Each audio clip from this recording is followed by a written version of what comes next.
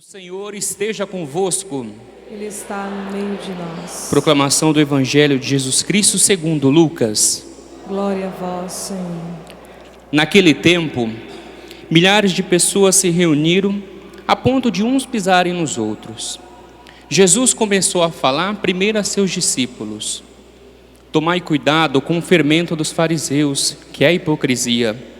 Não há nada de escondido que não venha a ser revelado, e não há nada de oculto que não venha a ser conhecido. Portanto, tudo que tiverdes dito na escuridão será ouvido à luz do dia, e tudo que tiverdes pronunciado ao pé do ouvido, no quarto, será proclamado sobre os telhados. Pois bem, meus amigos, eu vos digo: não tenhais medo daqueles que matam o corpo, não podendo fazer mais do que isto. Vou mostrar-vos a quem deveis temer. Temei aquele que, depois de tirar a vida, tem o poder de lançar-vos no inferno. Sim, eu vos digo, a este temei. Não se vende 5 pardais por uma pequena quantia? No entanto, nenhum deles é esquecido por Deus. Até mesmo os cabelos de vossa cabeça estão todos contados. Não tenhais medo. Vós valeis mais do que muitos pardais. Palavra da salvação. Glória a vós, Senhor. Vamos aplaudir a palavra.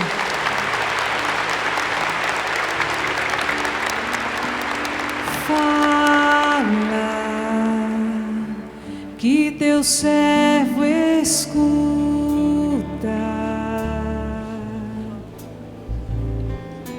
Fala-me, Senhor, que teu servo escuta.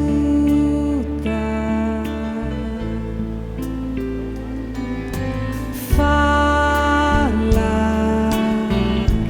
que teu servo escuta.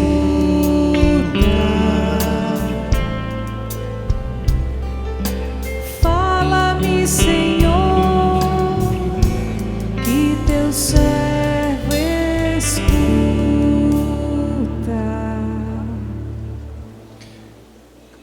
Temei aquele que é capaz não só de matar o corpo, como também de provocar o inferno. Essa palavra é muito cruel, não é? Interessante, porque o Evangelho não fala só da morte do corpo,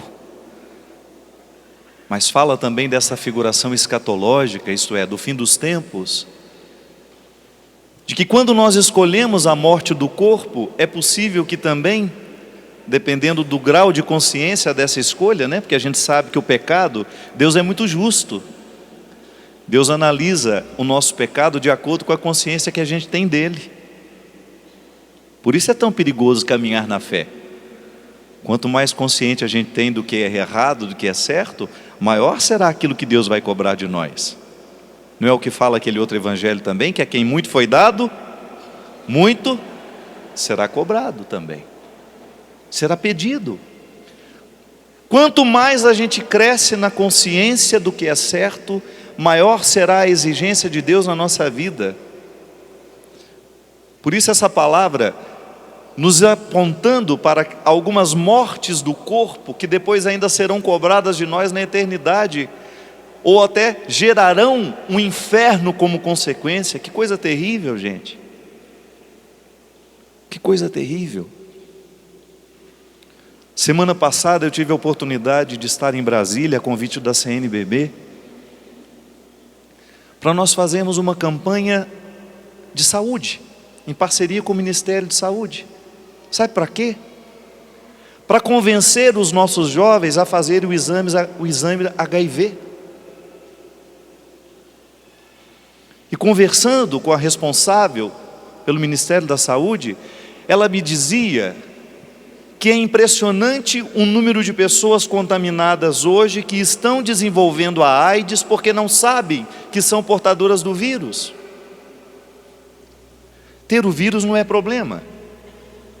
Claro que você não vai querer ter, mas se você descobre que tem, você pode viver a sua vida inteira, não é, doutor?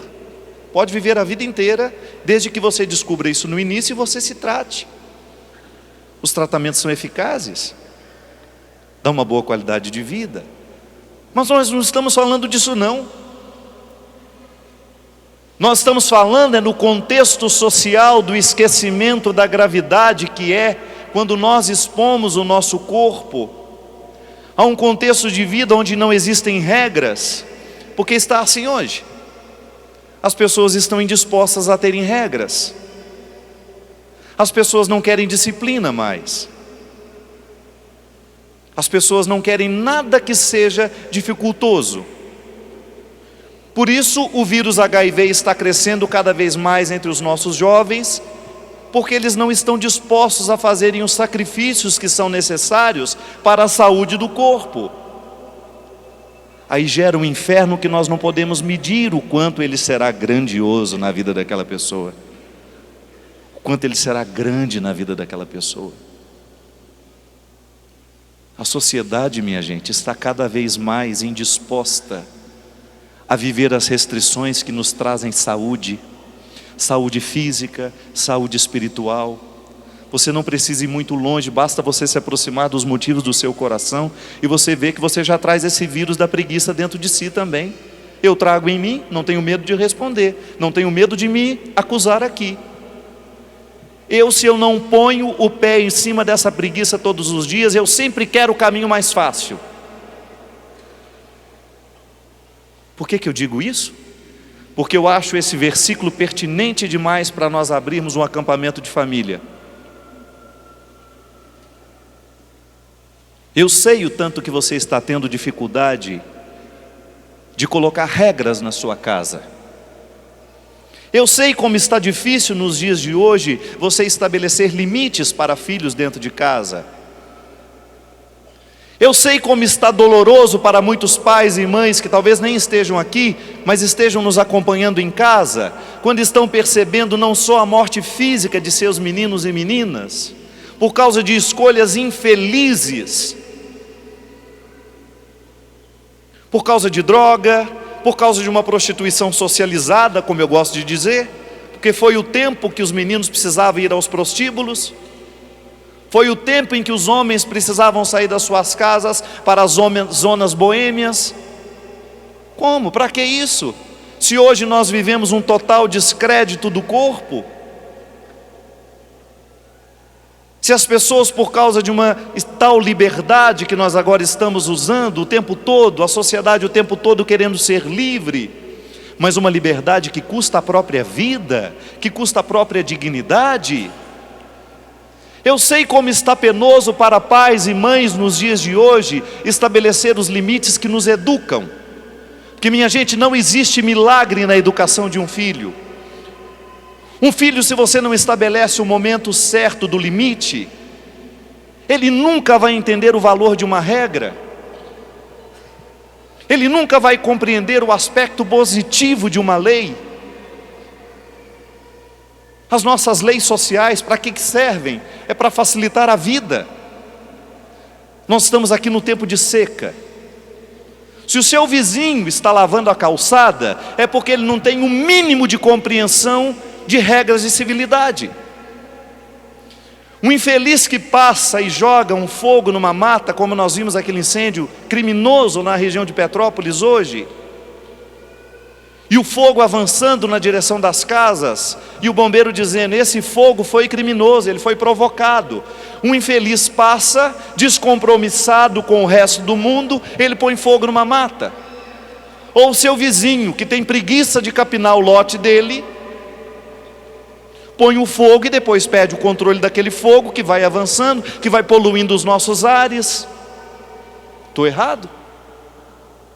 Quem aqui vivencia a falta de civilidade no espaço onde vive? O mundo vai ficando insuportável quando não existe respeito à lei, minha gente.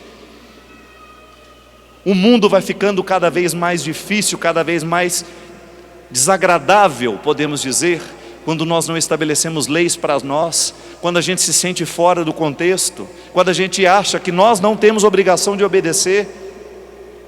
Muito mais quando nós perdemos os referenciais das leis que regem a nossa dignidade. A dignidade humana precisa ter leis. se eu não valorizo o meu corpo do jeito certo, se eu não tenho a compreensão exata da minha sacralidade, eu jamais vou chegar ao conhecimento da minha dignidade. Eu vou passar a minha vida destruindo o meu corpo e preparando um inferno futuro. Por isso é tão difícil nos nossos dias nós plantarmos o cristianismo no coração dos nossos filhos, porque nós estamos indispostos à disciplina, e não existe a possibilidade de cristianismo sem disciplina, sem luta diária, sem labor cotidiano, onde você pisa a cabeça das suas mazelas, onde você pisa diariamente a cabeça dos seus defeitos. É aquilo que nós falamos no início dessa missa. Eu vou ter que ficar de olho no relógio, que o nosso tempo é curtinho. Vocês me desculpem. É aquilo que eu falava no início da missa. Se você não particulariza a realidade, se você não pega a parte que lhe cabe nesse latifúndio, você jamais terá condições de transformar qualquer coisa que seja. Quando eu olho para o meu coração, eu tenho que ver a minha família inteira nele. Se eu não piso a cabeça dos meus defeitos diariamente, eu estou fragilizando a vida social dentro da minha casa. Eu estou fragilizando a minha experiência amorosa dentro da minha casa. Se eu não vivo a disciplina de ser pai, se eu não vivo a disciplina de ser mãe, porque isso é interessante a gente lembrar, pode parecer bobagem, mas a paternidade, a maternidade não se limitam a um exercício de biologia. Não é só trazer esse filho ao mundo, não. Quem dera fosse só isso. Paternidade e maternidade é você exercer diariamente a oportunidade de construir com este filho, com essa filha que você trouxe ao mundo, construir o vínculo que lhe faz reconhecer esse parentesco. Se você não esmaga diariamente os seus defeitos como pai, você está pecando contra a sua família.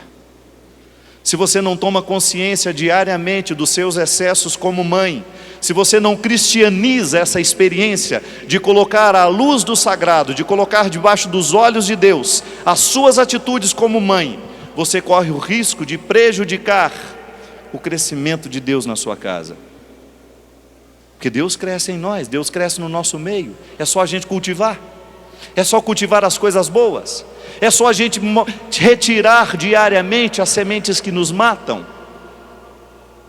É só nós colhermos diariamente os frutos que são positivos, alimentarmos-nos deles, com eles, e não permitir que absolutamente nada que possa ser contrário à nossa casa continue crescendo no nosso meio como se fosse uma coisa natural. Por isso, tome posse de não permitir que as estruturas diabólicas que estão tão presentes na sociedade encontrem os canteiros da sua casa para lançar as suas sementes.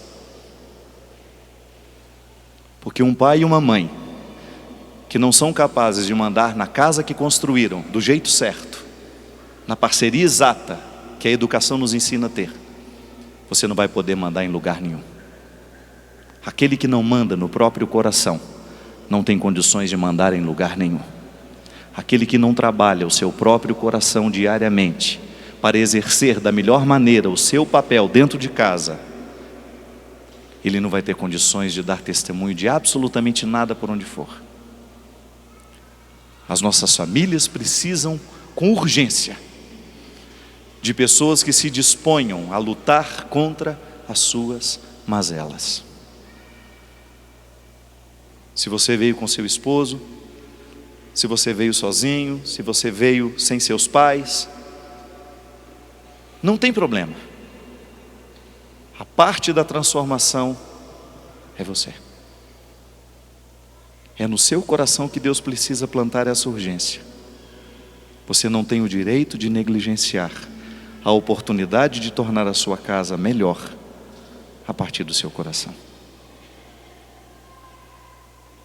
Você não pode negligenciar a oportunidade de fazer do seu lar ser cristão a partir do seu coração. É assim que nós abrimos esse congresso. esse acampamento. Serão dias de reflexão, serão dias de oração.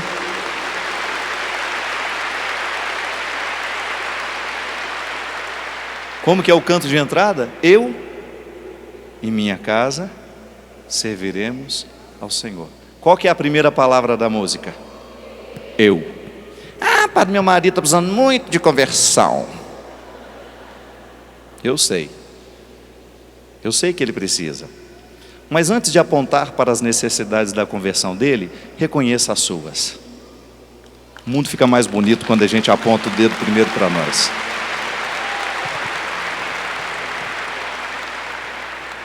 Eu e minha casa. A gente tem que falar até mais alto, né? Eu e minha casa serviremos ao Senhor. Por isso, tome posse dessa parte. Deus vai transformar a sua casa, não é a partir do seu marido, não é a partir do seu filho. A conversão que a nossa casa precisa é o nosso coração. Quem é que precisa ser convertido lá em casa? Sou eu. Não abra mão dessa responsabilidade. E você não vai errar em assumir essa responsabilidade. Sabe por quê? Deus não desperdiça nenhum coração bem intencionado. Deus não desperdiça um coração contrito. Reconheça diariamente o que na sua casa pode ser melhor a partir de você. Pare de ficar dizendo o que o outro tem de fazer. Não. Quem precisa e pode mudar a sua casa é você. Quanto mais o seu coração for tocado pela ação dos céus, maior será a sua possibilidade de testemunhar que Deus fez bem a você. Naturalmente os outros vão querer este bem também. Eu e minha casa serviremos ao Senhor.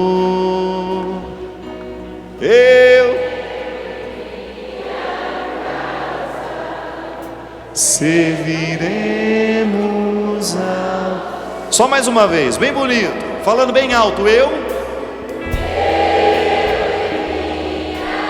casa serviremos ao Senhor. Eu e minha casa serviremos ao Senhor.